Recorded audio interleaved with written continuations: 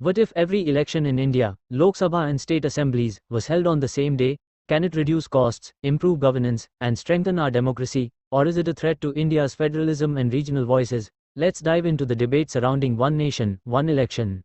The concept of one nation, one election revolves around holding simultaneous elections for the Lok Sabha and all state assemblies in India.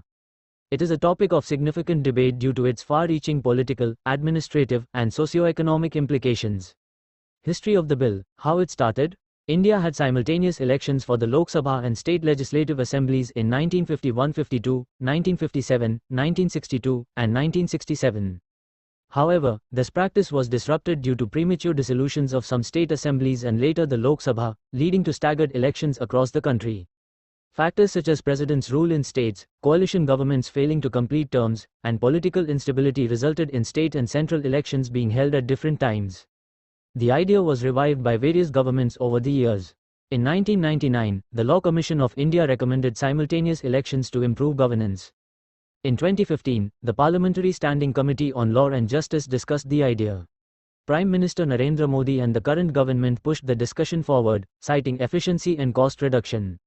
What the bill states? While the exact contents of the bill are yet to be officially released, as it is still in consultation stages, the central idea is to hold elections for the Lok Sabha and all state assemblies across India on the same day, or within a short time frame.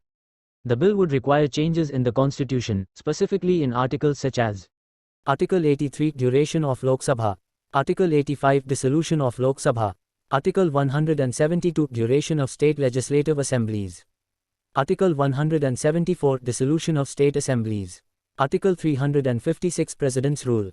It will also require amendments to the Representation of the People Act, 1951. Specifications of the bill. Simultaneous elections would be conducted every 5 years. The Election Commission of India will play a crucial role in ensuring smooth implementation. A common voters list and electoral rolls for both Lok Sabha and state assembly elections may be introduced.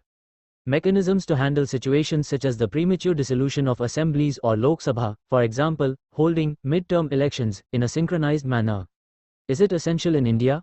Yes, it is essential. Key reasons. 1. Cost reduction. Conducting frequent elections is expensive. Simultaneous elections would save money on manpower, logistics, and security. 2. Administrative efficiency. The Model Code of Conduct halts government work during elections. Holding elections once every 5 years would ensure uninterrupted development. 3. Reduced burden on security forces. Central and state forces are heavily deployed during elections. This could reduce stress and redeployment cycles. 4. Stability in governance. Frequent elections encourage populist measures and short-term policies. Simultaneous elections may promote long-term planning and governance. 5. Voter fatigue. Repeated elections can exhaust voters. A single, well-planned election may increase participation and awareness. No, it is not required. Key concerns. 1. Federalism under threat. India is a federal country where states have their own identity and governance. Synchronizing elections may undermine state autonomy. 2. Logistical challenges. Conducting elections simultaneously for 900+ million voters and across 29 states and union territories would be a mammoth task.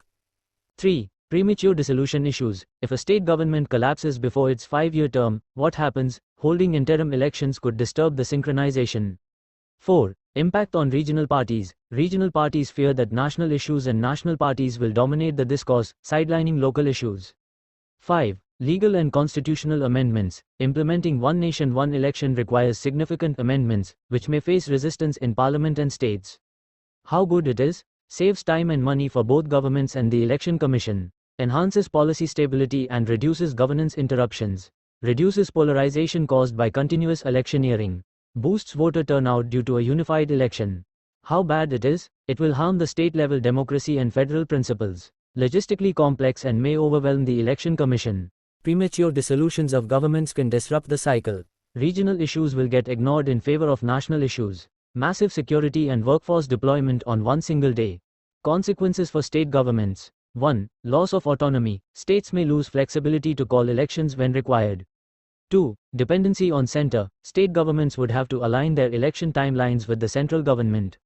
3. Local issues ignored. State-specific issues may not get prominence as national parties and issues dominate elections. 4. Financial and administrative adjustments. States will need to align resources and infrastructure for synchronized polls. Are there other countries with such rules? Yes, some countries hold simultaneous elections. 1. United States, presidential elections and congressional elections, House and Senate, are held simultaneously every 4 years. However, state-level elections are staggered and independent. 2. South Africa, national and provincial elections are held together every 5 years. 3. Sweden and Germany, both conduct national and local elections in a synchronized manner. However, India's large population and federal diversity make implementation more complex compared to smaller or more centralized countries. Public support or opposition in other countries. In countries like the US and South Africa, citizens generally support synchronized elections because of cost effectiveness and simplicity. In India, opinions are divided. Supporters emphasize development, cost savings, and stability. Opponents worry about the loss of regional identity, federalism, and logistical hurdles. In most cases, public support depends on how well the process is managed and whether the system truly benefits governance and democracy.